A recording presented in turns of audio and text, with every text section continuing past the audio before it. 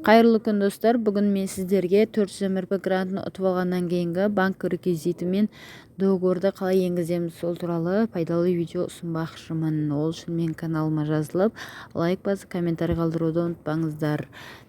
Мына жанында банковский реквизити бөліміне барсаңыз, ИП ашылады. ИП ашылғаннан кейін барып, ол міндетті түрде ИП счетын ашады. Қай банктен ашты, сол банктың атауын осы жерден тауып аласыз.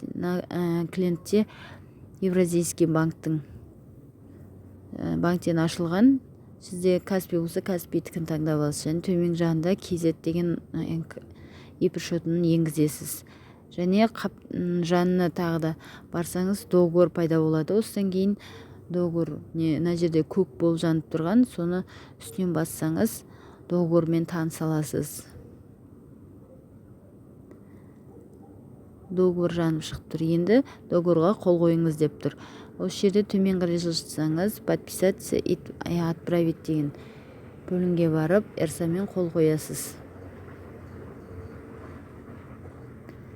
Қазіргі эксполар тек гос болып, бір ғана ключпен қойыла береді.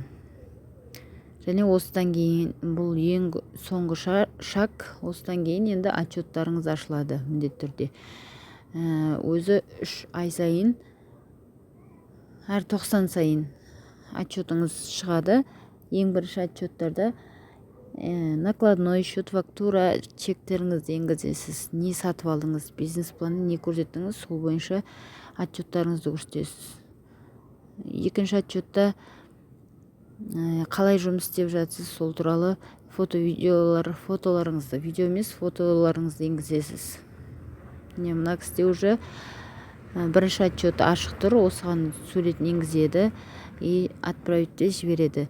Келесі екінші отчетты 12.09.2024 жылдан 12.12 ай 24 жылға шейін енгізу керек.